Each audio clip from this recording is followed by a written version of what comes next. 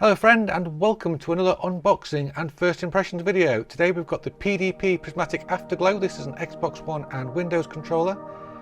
As you can see, the box has taken a bit of a mishap. This is new. Before we start, I want to say I have paid for this, so these are my opinions in this video. However, I'd like to thank Button Bashers, our channel sponsor for PCs, consoles, games and accessories, who did part fund this. So brilliant. Let's get on with it. Okay, let's take a look. So the box's usual configuration. We've got a gap here for the hanger. Oh, the box is quite nice. You can't really tell, but or maybe you can tell. That's a very cool, colourful box. All right, standard vac formed box. Take that out there like that. Here it is.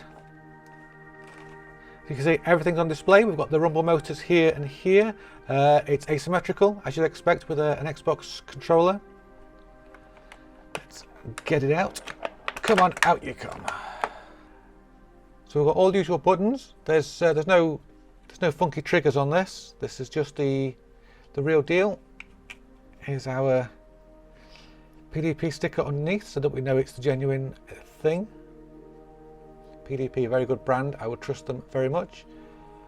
Let's have a look at the cable. This is a 3-meter cable, and it looks like a, there we go, standard little plug. So that's there's nothing funky there. This can be replaced quite easily if something goes horribly wrong.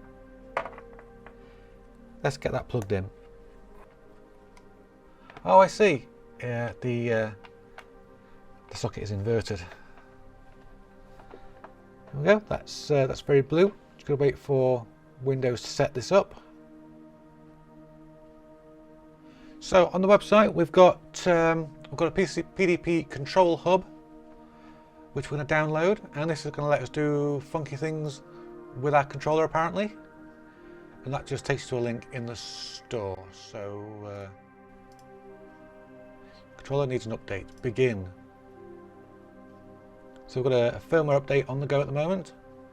Don't unplug your controller or turn off your console. Okie dokie. So we've got on the screen volume controls. There is an audio jack down here. Standard audio jack. We've got dead zone controls as well. Let's have a look over here. What's home, which is where we're at. Diagnostics. This test will confirm all buttons are working on the controller. Okie dokie. Just raise the camera a little bit because my fat finger's being in the way. There we go. Begin. Press each button on the controller. Wow, okay. That's that one, that's that one. But okay, that's it. That's every button working on our controller. That's great. So what else have we got? We said triggers, didn't we? Was there a trigger an issue? We'll check the range of motion for each trigger. That's all of it. That's all of it. There we go. That's successful. Brilliant. Settings. We can adjust the dead zone on the analog sticks, which is it's cool if you've got sticks that are drifting or you want something that's a little bit less sensitive. We can configure the audio.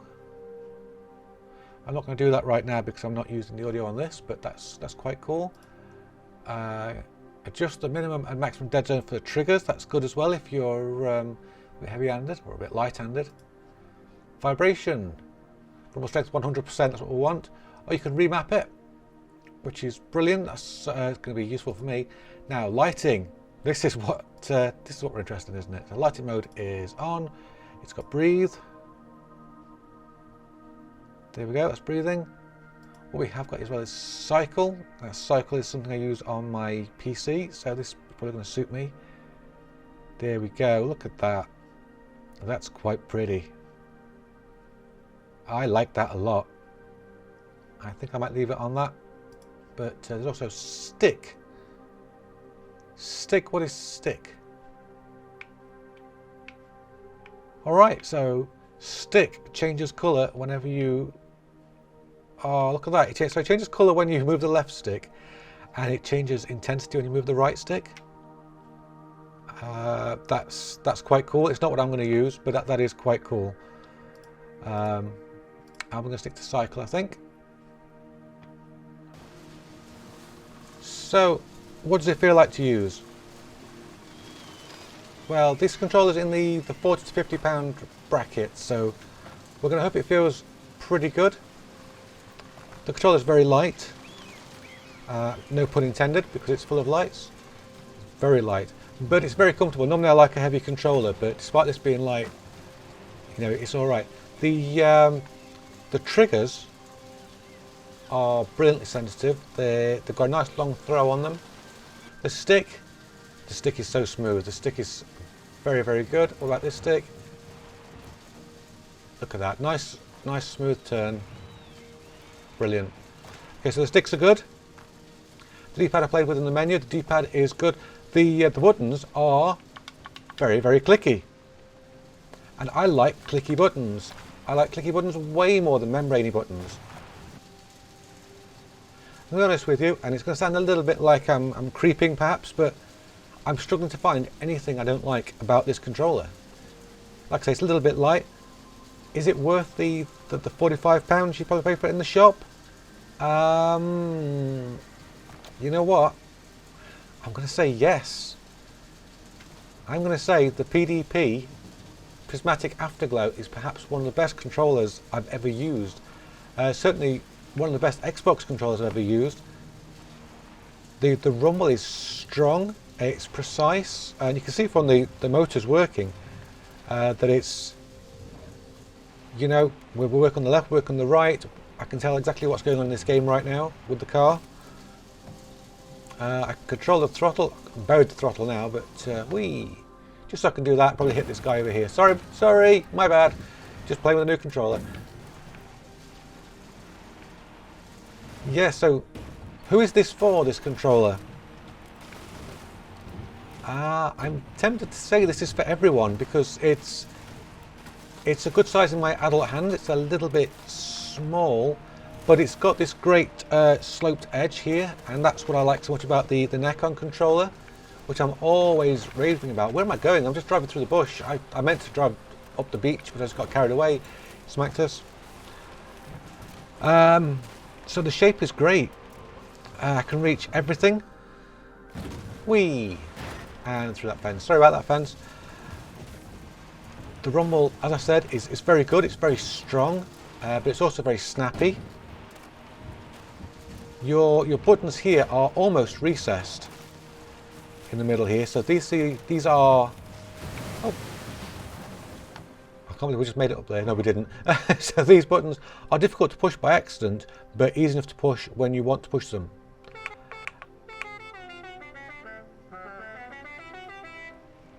So pressing in the sticks is easy enough. Yeah, I like it, and as I said, with the long cable, that's good as well. Pulling on that plug, it doesn't come out easily. It was easy enough to get into once I'd figured out, you know, which way to put it in, but it doesn't come out easy. Wow, what can I say about the controller that I don't like? We were talking about who it was for, weren't we? Yeah, so not necessarily a very young child, but you know, maybe 7, 8 or above will have big enough hands to use this. An adult won't find it too uncomfortable while using it. It's an attractive looking controller. I think we can all agree on that. It's light enough for a child, but it's robust enough feeling for an adult. Instantly when I twist it, there's no creak at all. This is totally robust despite it being so light. Goodness. That's a terrible e-brake, but there you go. We'll pull up. So is it a controller for everyone? I think it just might be. I can't say anything bad about it. I want to nitpick. Let's try something bad about it. The box was damaged, so they need to make stronger boxes, and the controller's a little bit light for my liking. Beyond that, I don't know what I can say. It's brilliant. So this is the PDP Prismatic Afterglow, and I can't fault it. What a great controller. It's a great all-rounder. Should you buy one? Well, if you're looking for a controller in the £40 to £50 bracket, you're looking for an Xbox controller or a PC controller, this is a pretty safe bet. It's a pretty safe bet. It's got everything going for it. So something we have that I don't think you can see particularly well on this camera. We've got an extra button down here, and this is like a function button. If I just move across to the D-pad, you might just see that on the D-pad we've got plus and minus for up and down. We've got a controller and headset on left and right there. And so what we've got here is basically a function button and a system for adjusting your audio. And that's pretty cool. So that's all on board. You can adjust your audio without leaving a game, without having to fiddle with anything. That's a great idea. So in conclusion, I love PlayStation symmetrical controllers. That's me. I'm not too fond of asymmetric controllers, but I love this. This is brilliant. I don't know if this is going to replace the Nikon,